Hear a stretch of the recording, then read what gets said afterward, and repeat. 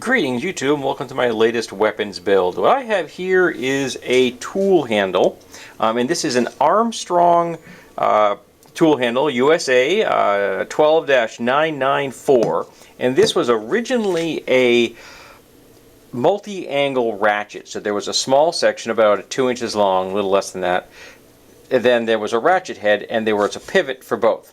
So you could get the ratchet into all kinds of weird places. But apparently it broke. So now I have this tool handle, which I'm going to use, and it's in really nice shape. It's wonderfully chromed. It's perfectly straight. I'm not going to modify this at all. My original idea here for this was to take advantage of the threads that are here, but the threads are weird. It's not an M8.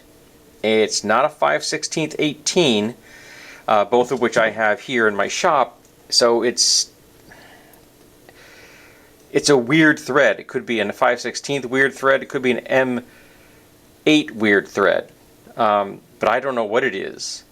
So I'm going to have to just go ahead and take advantage of the fact that a 1/4-inch bolt will fit through here. So I'm just going to use this as a through hole. And this is a 1/2-inch slot. Roughly, it's a little bit, tiny bit of slop in there. I can compensate for the slop a little bit. And what I want to do is I want to turn this into a mace head. And I don't know if I have anything in my shop that would work because I really like the chrome look. So I'd like to emulate the chrome look. How am I going to do that? I have this table base right here, and this cable base has a really nice piece of steel here. This was originally, apparently it had some kind of a piston that probably went up and down. I found this is a salvage. It cost me nothing. And there is another plug. There's a puck, an aluminum puck that went between this and the tabletop. It went. This was where the tabletop was attached, and I have that, but may use that in the future or something. This is a really nice plate, so I may be definitely taking advantage of the fact that this plate's a really nice piece of quality steel, and this is got a piston in it, which I think is dead, so I'm probably going to end up having to just cut that out and get rid of it. I'm hoping maybe I can just, I don't know if it's welded in there or not. It could be welded in place. That's going to be a pain in the butt. So, I mean, I may not find that out someday until I actually cut that apart. But I'm not interested in this at the minute, or this at the minute. I'm interested in this. I don't know if these table legs are the right diameter for what I want to do. So the only way I'm going to find out is if I'm going to cut them off. So I'm going to take advantage of the situation. I'm going to cut them off as close to the base as I can, so I can preserve as much of this as possible. So if I end up not being able to use them, I'll still have this for some other project, and of course I'll also have all of this, the rest of it, for future projects as well as this hub, which could be quite fascinating in and of itself. It could be making a very interesting mace head of some variety. This is all, future project kind of things, but this is what I'm interested in right now. Can I use this piece of tubing to make a mace head for the tool handle I have on my other bench? So the first thing I got to do is set this up so that I can then do a cut and get it off here to look at it. And I don't. These should just. I think these are just screwed in place. I'm going to find that out. Or maybe they could be just pressure plate, because remember this was a table, so it would have been pushing down on it anyway. So it wouldn't be horribly surprising if they just clicked those in place with the foreknowledge that the table would hold them in place. You didn't have to worry about any kind of pressure going this way in operation. So maybe I can just pop those out. We'll find that out in a minute. I haven't checked that yet. So I'm just going to clamp this down to my bench so that I can get in there with an angle grinder and lop that off, and then see what the inside looks like, and see if it is even close to the diameter I need for the project, because I don't know how thick this wall is, so I can't make that judgment call from the outside. So let's get this clamped down and ready, and we're going to just chop that off and see what it looks like. So these screw in, so that was nice. So now I have this shiny piece because I was hoping it would fit on there. It doesn't. However, I have this piece of here, which is not as shiny and chrome. That's just the way it is. And it is steel. It is, I believe, from part of a fencing system. It's got a swedged end down here, so you would link these together to create a longer piece if you're making like a chain link fence kind of thing. For the top railing of the fence, I believe is how it works, but I'm not 100% sure on that one. I can't remember how long I've had it in my collection. I like this stuff because it is it's strong. It's got but it's got a decent strength to weight ratio. It's not hugely heavy, and it's not too heavy to use for a lot of the applications I've got. But it's the perfect size for this. So now I'm going to need to figure out how long I want this and how I want it to look, because I'm going to have to put a 1/2 inch bolt through here, and I will, it's going to be a little bit of slop in there, just a tiniest amount, and I'm not 100% sure how I compensate for that. Because I don't want this thing to be moving, but I also don't want to be damaging this, because this is just such a pretty piece of steel. It would break my heart to harm this. So it's kind of a number of things go on here all at once. I also have to figure out how long I want this to be to become a striking head. So if I've got a 1/2 inch piece of tubing going this way, and I have a 1/4 inch piece of tubing going that way, that will mean that these two things are going to be very close together and have to be 90 degrees to each other. And that's going to be tricky. What I'm going to do is I'll probably end up doing is a 1/4 and a 1/4 initially, and then I can always open up this hole later. But that will let me get things, I think I can get them right angles more easily if I do that. I'm not positive. But getting things at right angles at this kind of, it's just so tight, man. It is so tight in this spacing. I mean, the 1/2 inch means that I'm going to be coming just shy of the 1/4 inch bolt going this way, or the threaded rod, because I'm probably going to use threaded rod and I'll make my own bolts. But yeah, that's going to be very tight. There's a lot going on in that very small space. I have to take some measurements here and make sure I can actually have the clearance I need to make this work.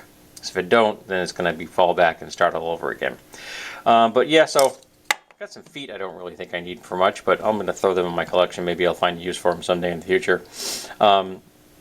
This will be thrown into my collection because I'll find a use for that someday as well.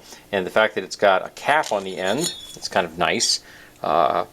That makes it, give it a nice finished look if I want to use this as something at the end of something. I like that finished look. This will not have that, because I would have used that, do you know what I mean, for this, but obviously it doesn't work. Not going to have that advantage on this one.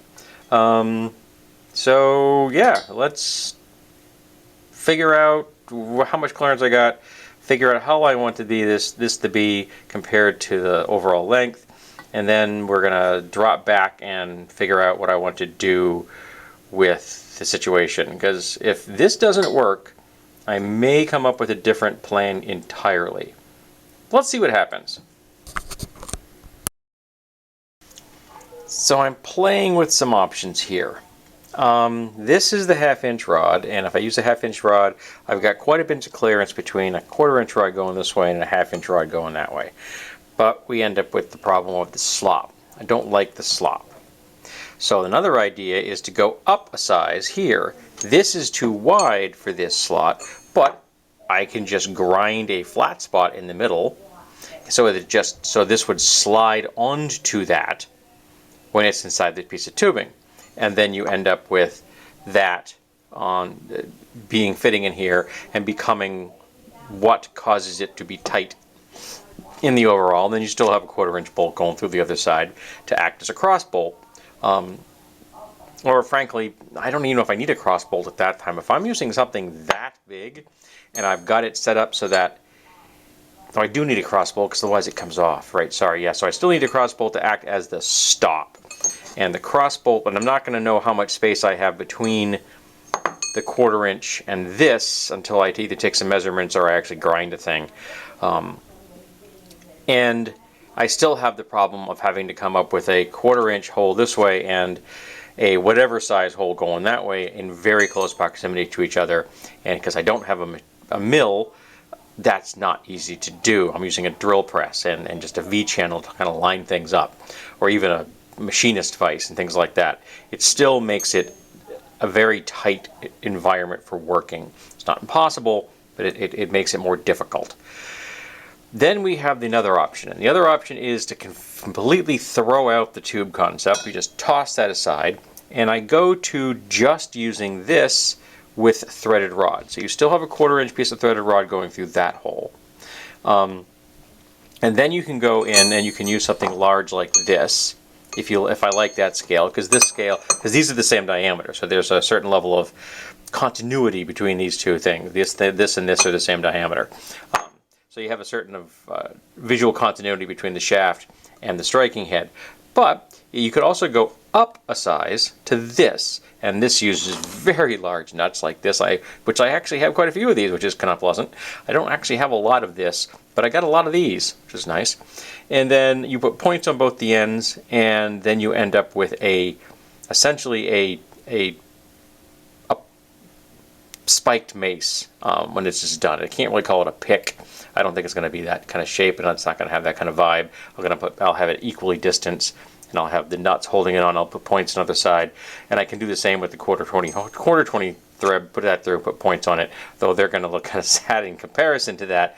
The disadvantage is that because I'm now aligning things, and this means that is now the alignment, which is where the strike is going to come from, because there's going to be a shaft going like, this. You're not going to stay on your balance for me, are you? Oh yeah, there. Going like that. This does not line up that way. This fits in the hand so that the 1/4 20 is the strike point, and the other's at an angle. So you'd have to hold this thing, because you naturally want to hold it like this, because that's the shape of it. Now you have to hold it like this, 90 degrees, and it makes things a little less comfortable. This is more comfortable, but again, that means that the thing I want to use is no longer in line, so that doesn't work. So now we have to drop back and figure, all right, so what do I want to do now? Do I want to change my overall design? And that's where I think I'm at. So now I'm going to have to drop back, look at the situation, and then figure out what I want to do from here. Because if I can come up with a way of making something in this plane be the striking head, using a very large piece like this to act as on a fixture to hold this in place, and then this using a 1/4 20 to hold everything in place, that works just fine. In fact, I even could use this, which is a